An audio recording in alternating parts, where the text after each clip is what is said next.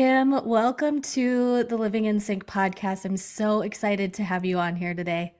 I'm so excited to be here and honored. Thank you for inviting me here to be your guest. When we first connected and I was like checking out all of your stuff, I'm like, who is this goddess? Like, I'm so excited to sit down and have this conversation. And I want to just have you give everybody a background of like how you got to this space and place of creating something that provides cyclical support to women. And we'll get into like why tea was your route and your avenue, but like what was kind of the genesis and then into now where cyclical hormone support like clicked for you. Yeah, I love telling this story. What a lot of people don't know about me is I have 14 years in Western medicine as an You occupational do. therapist. You do. Yeah, so Wow. that's where I started. And like my undergrad is in phys ed and sports performance and sports rehab. So I've always been in like the health and wellness world. And then in 2017, I'm also a yoga therapist as well. I studied in LA for that. So 2017, I did my first bikini competition. And being Mm. a little bit naive and ignorance on my part, I just trusted my coach. I was like, here's my plan, and this is what I'm going to do. Right. And I ended up losing my period for 8 months. And it first stopped 2 months before the show. And something I know about myself when I travel overseas, my cycle's always about 2 to 3 weeks late. Mm. And so I was like, once the show's done, I'll be fine. My period didn't come back. So coincidentally, like about 2 months after my show, I just had my regular annual checkup with my gyno. And the only thing she had to offer me was birth control. And I was like, there's no way I'm taking birth control. And my uterine lining at the time, they did an ultrasound on me. My uterine lining was as thin as a menopausal woman. I was 31 at the time. Really? So being a yoga therapist and, already having quite a bit of information on like, health and wellness, I was like, okay, I get to heal myself. One thing I will say, I did go see an acupuncturist and did quite a bit of herbal supplementation, which does combine into the teas and why I believe in herbs so much. So needless to say, it took 8 months and I healed myself. But I really wanted to compete again, but I also didn't want to fuck my hormones up again. That's when I really dove into like the cyclical living. So I ended up competing 4 more times and I didn't lose my period. And the big thing, and this is what I always say, you could be a CEO, you could be a mom, you could be a partner, a caregiver, a cool friend, whatever you want to be. If you connect with your cycle, you could be a badass in all areas of your life. And just like us women are cyclical, just like nature's cyclical, we don't have to focus on everything at once. So when I competed again, I didn't teach yoga during my prep. Every Friday when I finished the gym, I went for a massage. I was very picky with who I was hanging out with and like where I was like spending my energy. And I changed my diet.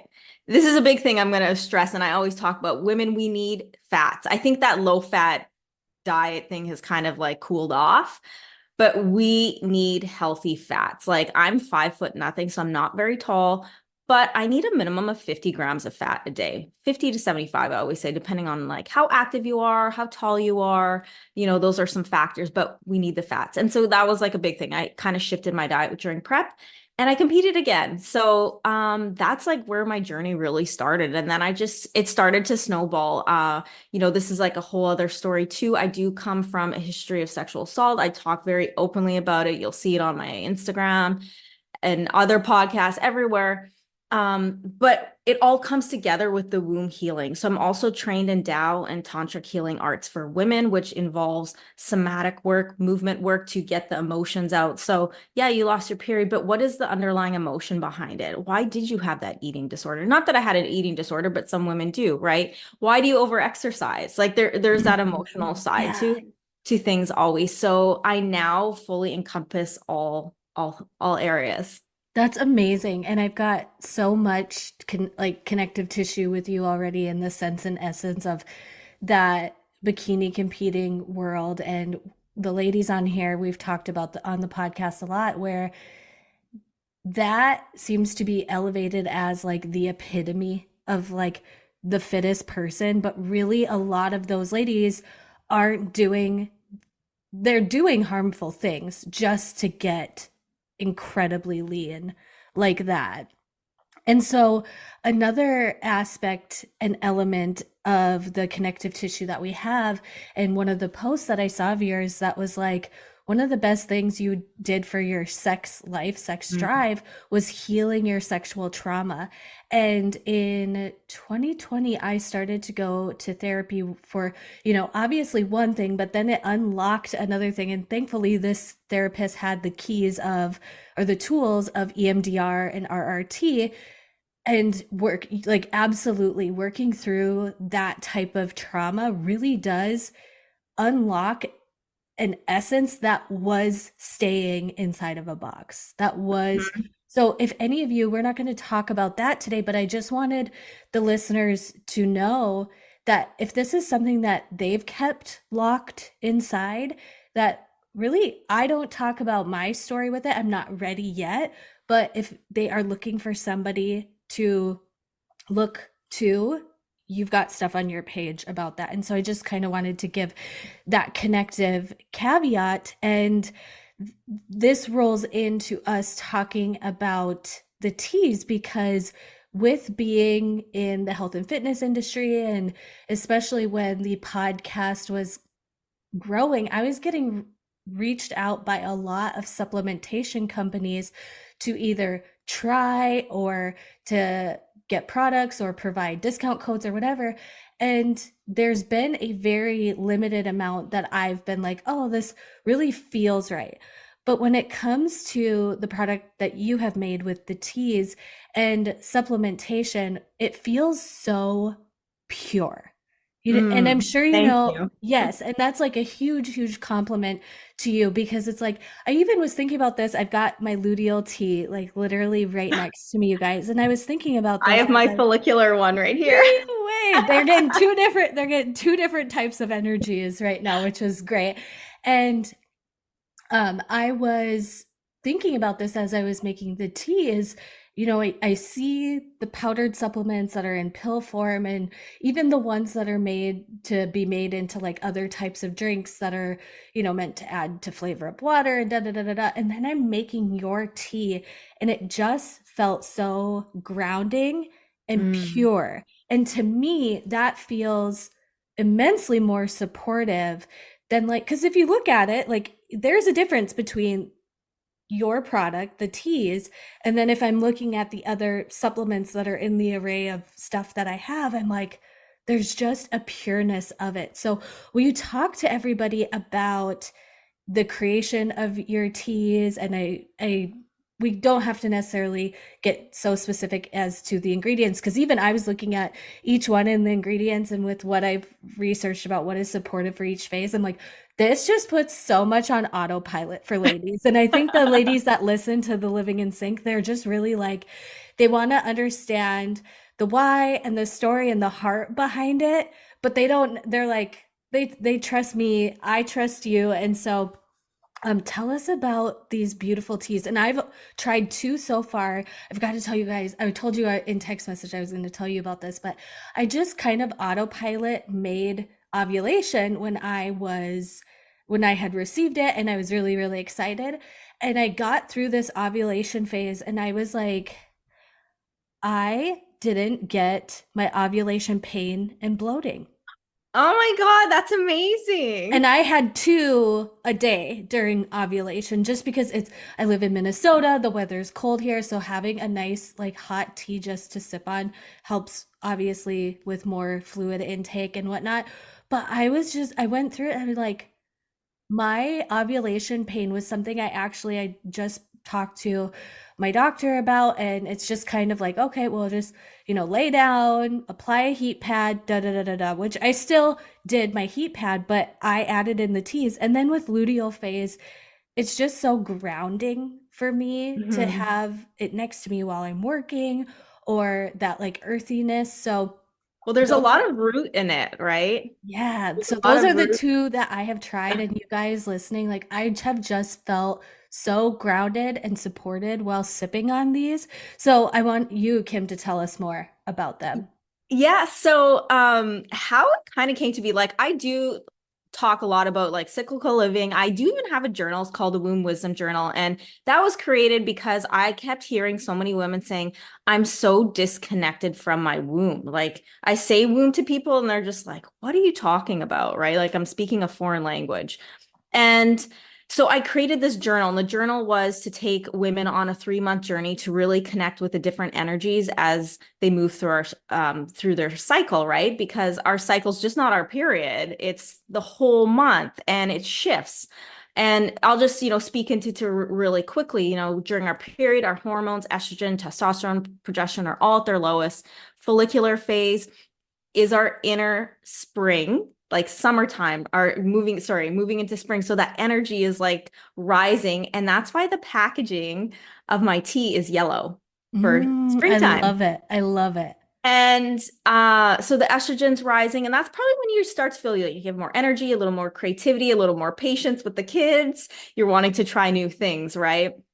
And then we go into ovulation. Most women know what ovulation is because we're most fertile during that time. It is a shorter window. That's our inner summer. That's when our energy peaks. That's when you want to have those killer workouts. If you have to do longer work hours, that's when you do the longer work hours. We're most in our masculine in energy in that time, but that's not a negative thing. Like that's when we could articulate like what we're thinking more clearly instead of being in our emotional. We're like in our logical energy during that time.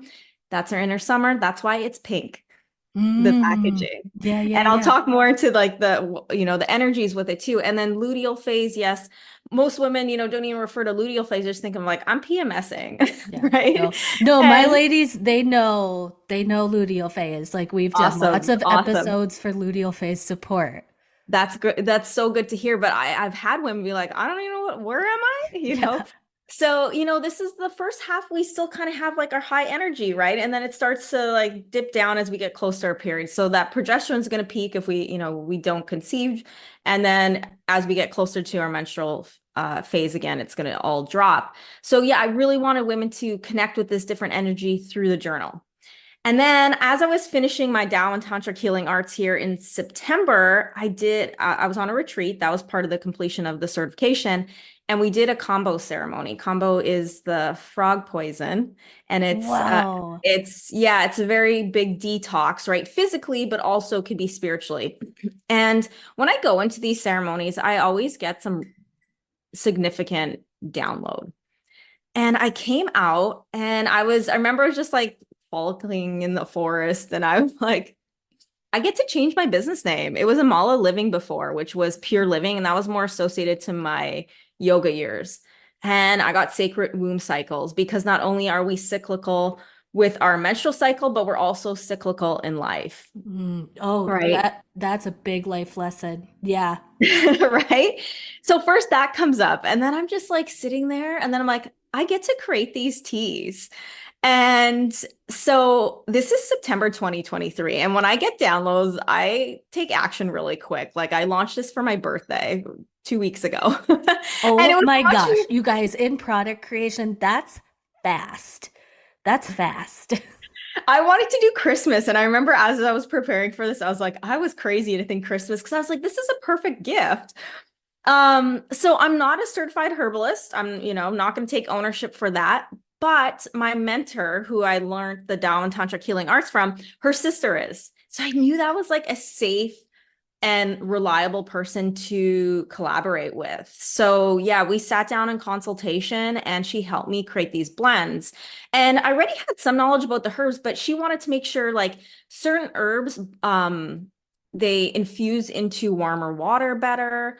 So she helped me create these, but I'll admit like for the luteal phase one, she wanted me to she suggested cramp bark. I don't know if you ever tried cramp bark. It is so bitter. And I Mm. remember I kept tasting and tasting. I'm like, I can't drink this. How could I sell this? So I pinpointed exactly to what it was and I pulled that out. So I wanted to really make sure that, the women drinking this are getting the health benefits of the tea, but also that it tastes good. And why the teas, like you were saying, the powders and stuff. Like, I don't know about you, but sometimes powders, I'm like, they're chalky, they're not mixing well. How many of you already drink tea? And tea's just like such a simple and soothing, and you use the word grounding routine that you could bring into your life every day. I think, like, just thinking about, I think it's a huge, like, Midwest culture where I don't think tea is a big thing around here. Like, I remember when I even started drinking, like, sweet cinnamon spice tea, I had to add, like, a little bit of coconut milk or almond milk to add it and make it kind of like a coffee. And drinking tea has been something where I think at more as an adult, it's something where I can sip and savor and have it feel grounding for me. But I really don't think it's culturally been. But what I'm wanting to say to these ladies is when I'm sipping this and when I am drinking it, and sometimes, if I've let it get too cool, I do sometimes just down it really quickly because I know what's in it is so important internally that I feel it's like I'm not needing it to be my Starbucks boost or like my over the top flavored water. And that's where I think it still is getting Mhm. a trap into the supplement industry when we're still masking these good ingredients with like over palatable flavors. Where this is just it's very neutral, it's very grounding. I enjoy them. I genuinely enjoy them. Um, and yeah, having it be just something in your day to hit reset on. So Mhm. I really do love if it's like a mid-afternoon break, instead of finding myself in the pantry, I then just swap that out with like, okay, can I just make something warm and cozy, make my tea? We don't need to always be pumping ourselves full of caffeine. Sometimes our reigniting of energy is just a different like habit or pattern, and with tea it hits on a lot of the senses like sight, smell, touch, like the grounding of it, the feel, the warmth.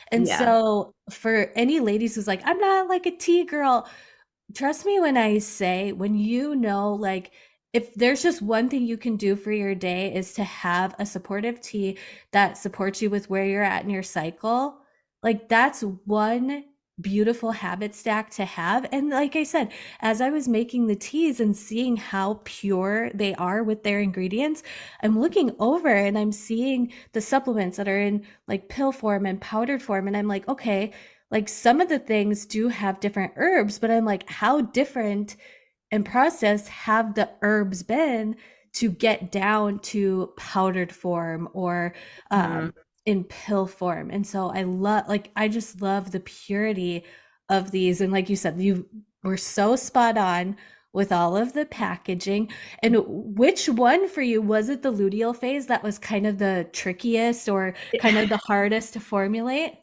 It was because I just kept tasting it and I'm like, it's just too bitter. Like, I don't want to drink this. And I mean, let's face it, I feel like that luteal phase is where most women have their difficulties when it comes to symptoms. So Mm-hmm. I was like, I want to make sure women want to drink this. So I played around with that one a lot. And like you were saying, like just the purity. Like if you follow me or you know me personally, like I'm very big on like organic, and like, do I buy organic limes? No, because I'm like, they have a hard, skin and stuff. But when it comes to stuff like herbs, I am like, yes, it has to be organic. So it's straight from the suppliers. In both of them are actually in Oregon. And got recommended from my mentor, and the other one is recommended from another friend who has a very successful organic supplement company already. So like I did my research on where I'm getting this, and I'm also a Reiki master.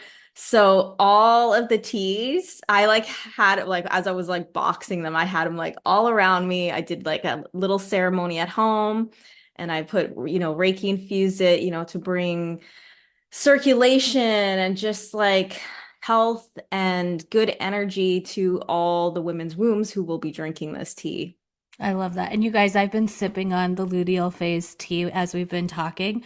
I've moved myself away from the mic and it's not bitter. It is very grounding and like pure. That word just keeps coming and coming, coming to me. Anything else you want to highlight about the teas? No, I think the biggest thing is just like, as we've been talking about, like The herbs were specifically, chosen to help support where you are. I can't wait till you try Restore. That's my favorite. That's the one restores for when you're on your period. And it has cinnamon in it with ginger. Oh, So I'm it gonna love has it. like that sweet and spiciness.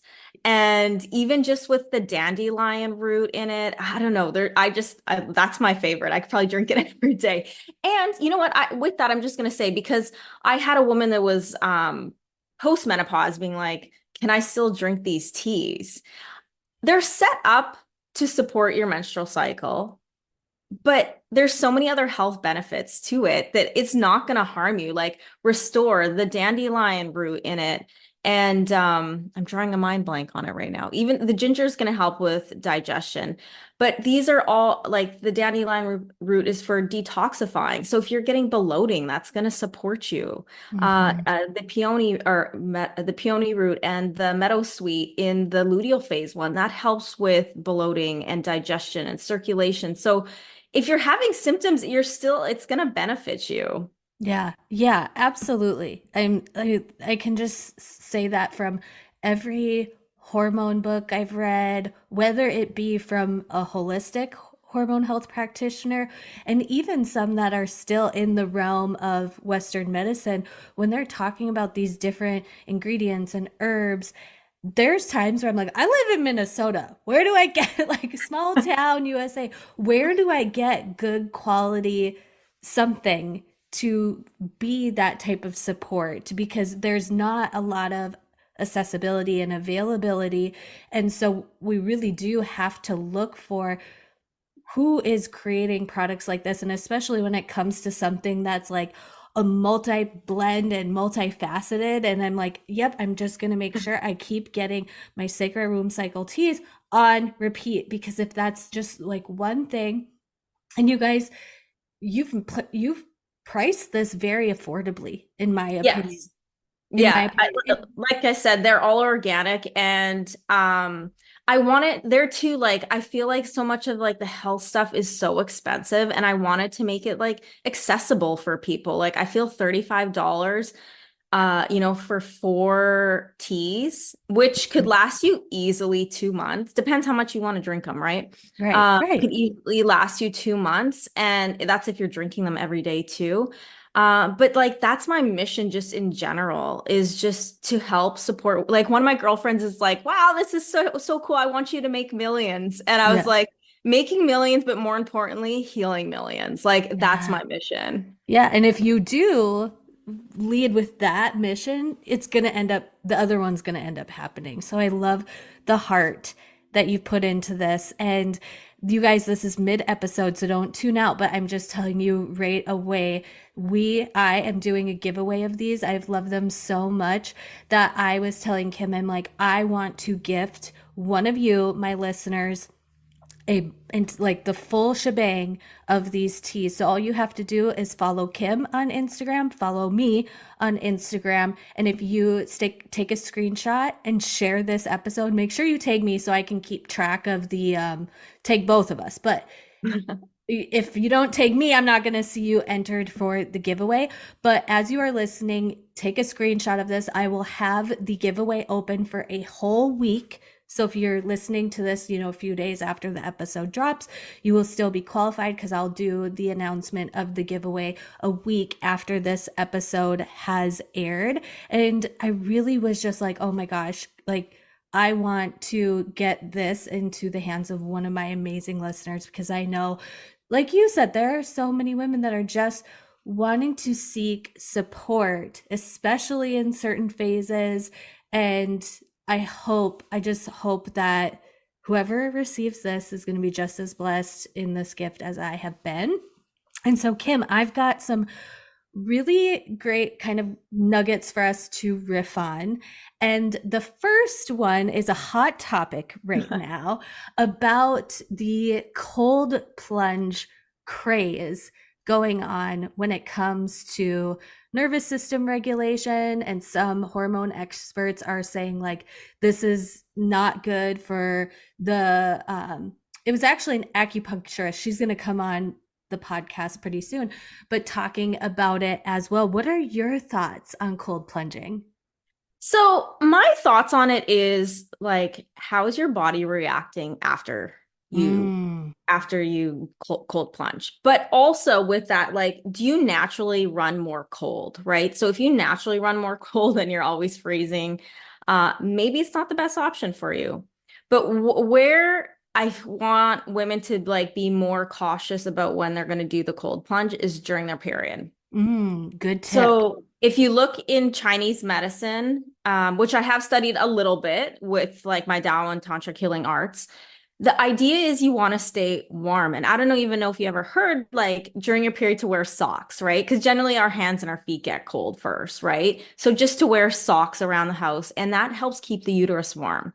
We want to keep the uterus warm because that's going to prevent stagnation. So if you're having those heavy periods, the blood clots, even the cramping, that's why warm tea is good, you know, taking a warm bath, maybe doing a castor oil pack, like even the sauna. Those are things that I would suggest during that time. But a cold plunge, especially if you have those symptoms, I would steer away from it. Now, when would be maybe the more ideal time to do a cold plunge? Going into your follicular phase and of course ovulation. That's Mm. our we're on our heat, right? Like during ovulation, like that's when we actually do run, you know, warmer because our hormones are at their highest. So that's like my take on that. Yeah. And my thing is always with the health and fitness when something comes out that's supportive and then it just gets overextended. Like people are just taking it to the extreme, right? Because it's going from like, yeah, you're doing a cold plunge like flash to how long can we sit in this cold bath? And I'm like, to me, it's like, why, once again, does it have to be so extreme? Another thing is when I know people are talking about it as like, oh, I started doing this and I saw a huge drastic weight loss. And I'm like, something like a cold plunge is not going to cause like a 50 to 70 pound weight loss. There's a lot of other things going on when it comes to how they're moving their body, what they're eating, stress, like what's going on. And especially when you're seeing somebody online, you don't really know what got them from point A to point Z. Because Yeah. if they're just saying it's like their cold plunge and that's it, I would say red flag. I agree with you on that. Yeah. Yeah. Like what's happening behind the scenes. Yeah. You know, I mean, and that goes with anything, whether you're doing saunas, whether you're doing castor oil packs, cold plunge, intermittent fasting is another controversial thing, I feel like a little bit, but it's never just one thing. Yeah. It's looking at everything. Yeah. So you brought like that was one I have had written down, but your take intermittent fasting. So my take on intermittent fasting is I feel it messes with I'm going to say most women's hormones more than it benefits them.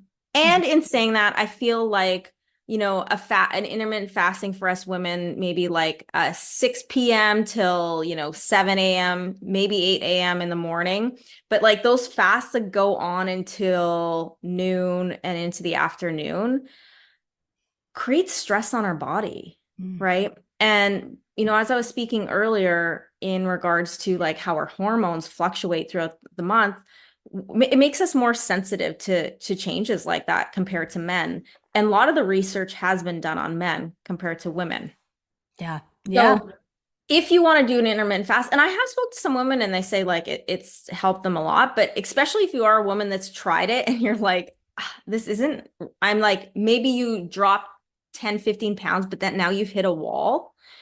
Your body doesn't understand if you're being chased by a tiger or you're starving yourself. Mm. And, you know, it's not that I was really doing intermittent fasting when I lost my period, but what's going to happen if your body's registering stress is it's going to close down your reproductive system first, right? Because we're going to survival. So if you can't take care of yourself, how are you going to carry another human being in your body, right? So if you start seeing hormone issues, and what happens with that too is, you know, you're not eating till noon, and cortisol levels are going to spike, which is stress on the body, right? So, and then you eat, and then you might get a blood sugar spike yet too, which is more stress on the body. So that's my take on that. Ideally, if you want to do the intermittent fasting, 6 a.m. or 6 p.m., 7 p.m., like make that your last meal. And then till the next morning, try eat within 1 hour of waking up. So that's still a good solid 12, 13-hour fast. Oh yeah. And it goes back to what we were talking about with the cold plunge of the extreme that it gets taken, like we start to see people really find a happy, healthy dance with like a 12 to 13 to 14-hour range. And then they think, well, to get better results faster, I just do more. So now I'm going to do 16 hours. Now I'm going to do 18 hours. Now I'm going to try a whole 24-hour fast. And there is the book and resource of Fast Like a Girl. And it is a great Mhm. read. She does bring in updated research for women, but overarchingly, what I got out of it from you and a lot of other different experts and personal experience is it's a good thing to give your digestion a break. So Mhm. dinner and done, move on from the day. It's actually not going to help you to eat something before bed a lot of the time. And then if you wake up and you feel hungry, you should have something, I and agree. that's really where I think intermittent fasting can take the extreme because they're like, oh, I need to be disciplined and power through this hunger. Instead of being like, no, my body is actually giving me a real signal. What if I responded to this real signal? And I bring that conversation even to the aspect and essence of, when to have lunch and when to have dinner. I really noticed myself wanting to put dinner at around 4:35 p.m. because if I didn't have something substantial, I was just like a snack. Yeah, I was just snacking. Then time dinner rolled around, my body was like, "You've literally been grazing for an hour and a half." And I was like, "Oh, interesting. What if I put an actual meal at that time placement?" And then a practice that I've loved recently, and I'd love to know your thoughts on this, is like, because a lot of ladies will be like, oh, can I do dinner and done and like move on with the rest of the evening without eating anything else? And when I'm done with dinner, I ask myself and ask my body, like, have you had enough to eat today? Like, because consuming enough calories throughout the day is what's going to help you not be like, oh my gosh, I'm hungry and famished and you need to snack at night. And that's where I think a lot of women who are trying to lose weight, who are trying to diet, stem from, is they just totally slash calories during the daytime, and then the Mhm. evening body is like, hello, I need energy, you took all of my energy, restore. And it comes in like different cravings and snackings and not understanding your hunger cues. So that too kind of goes hand in hand with intermittent fasting of people just take it to the extreme. Definitely, definitely. And a few things just based on what you were saying, like, am I feeding my body enough throughout the day, to prevent that binge eating later at night? But more importantly, am I feeding my body nutritious foods? So Mm. something my hormone health coach mentor, like when I was studying specifically in that area, she always used to say, eat your dinner for breakfast. So, I mean, maybe not straight go have a steak, but what she was trying to say is like have more protein in the morning, Mm-hmm. right? Have that bigger meal in the morning. And then that's going to prevent those energy crashes later in the day. And then also the binging later in the evening, like before bed. So, and I'm sure you've probably heard this before, but the big thing to prevent like that grazing and binging, especially before bed, I'm guilty of it sometimes, no one's perfect. But making sure that you have healthy fats and protein with all your meals. Mm. Yeah. Because that's going to stop the blood sugar spikes, instead of just having a bagel, cream cheese, and coffee full of sugar, Frappuccino from Starbucks for breakfast, you know. So having the healthy fats and the protein is going to keep that blood sugar level. And of course, like you could add fruit in the morning or, sweet potato or rice even with your lunch or dinner. But just having the healthy fats and protein will help keep that blood sugar level and prevent the binging later on. Yeah, that's great. That's really great. And then the last one that I just kind of wanted to have a little chit chat about is movement, because now it seems like there's two camps of like, oh, but don't work out in this way or that way because your cortisol is going, like, that's a stressor and that's just going to cause your body to gain weight. And now women are confused, like, okay, wait, now I don't even want to work out because I don't want to cause more stressor on my body. What's Mhm. your thought on that conversation? So great. I think that's a great question, especially like, I used to compete. I come from a phys ed background, so I've definitely looked into this, from many angles. And yes, I have talked about cycle syncing with workouts. I think it's a good guideline to understand like, okay, this is why my body could tolerate, a more like a HIIT training during ovulation and a cardio dance class during follicular. But then like 2 days before my period, I'm like, I walk into the gym and I want to walk right out, Yeah, right? yeah, yeah. So I think it's a good guideline. But as I always say, us women, we're on our own journey. So what works for me might not work for you and might not work for the next woman, right? So this is something I say to my clients. Okay, so these are your workouts. This is what you're doing. How do you feel right after? Mm, How do you feel 2 hours after? And how do you feel the next day?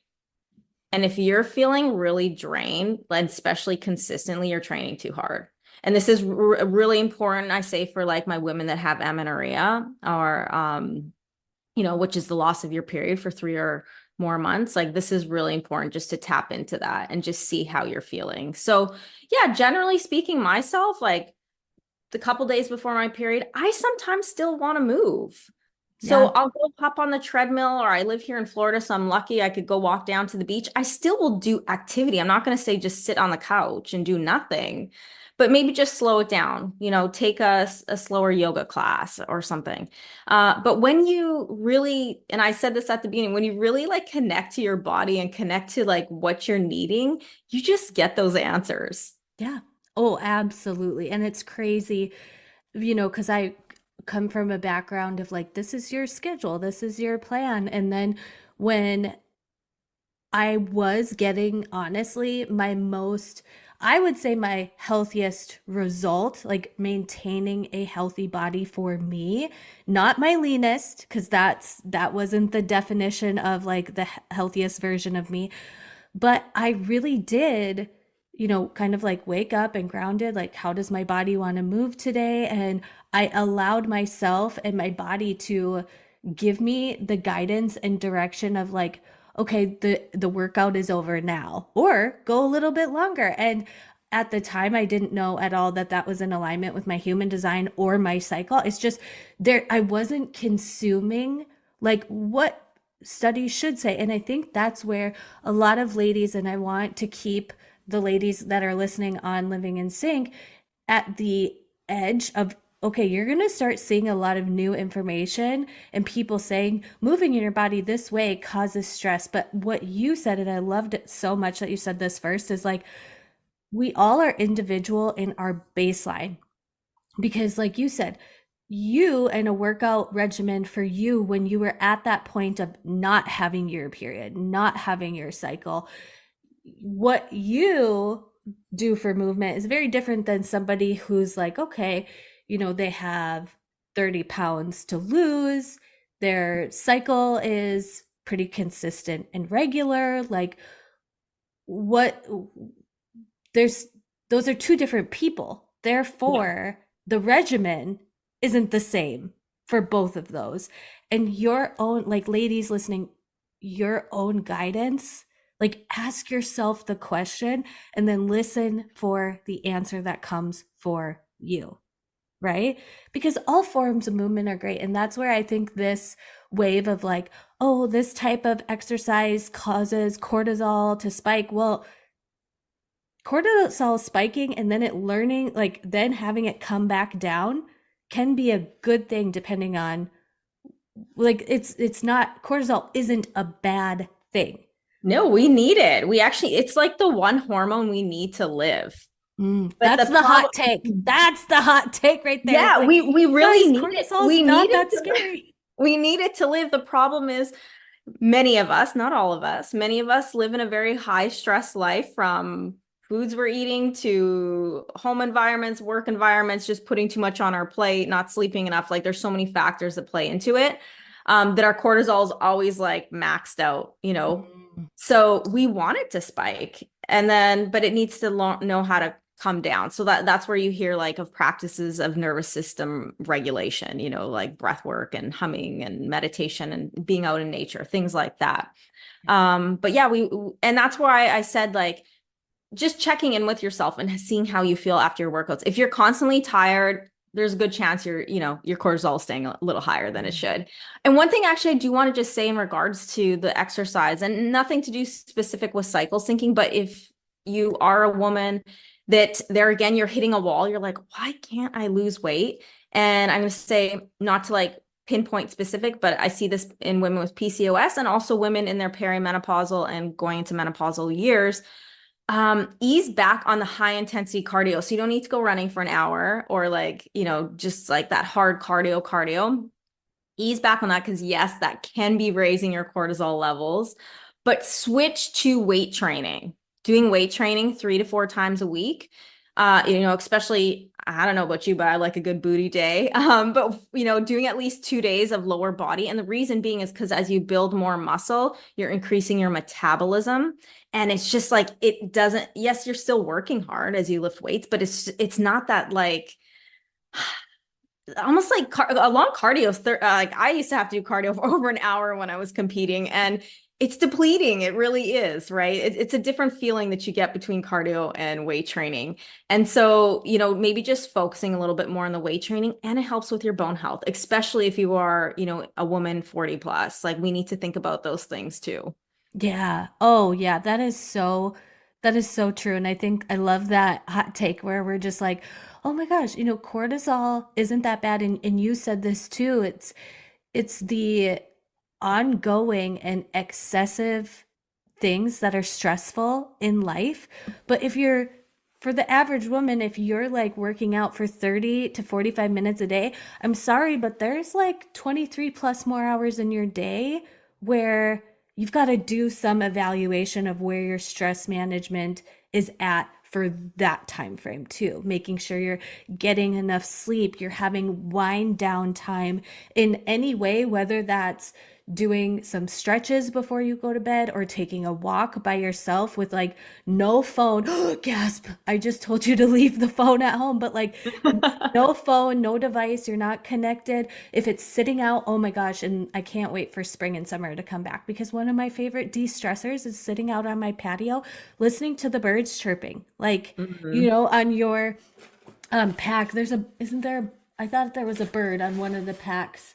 No, I remember I glanced at Wild Woman and at first I thought it was a hummingbird. You see how Okay, like I at could a see glance? that. Yeah. Isn't that, Yeah, I I'm could like, it totally just see that. reminds me of a little hummingbird. But when it comes to cortisol, I think my hot take is so many people are being told, don't do this workout, do this workout instead because cortisol bad.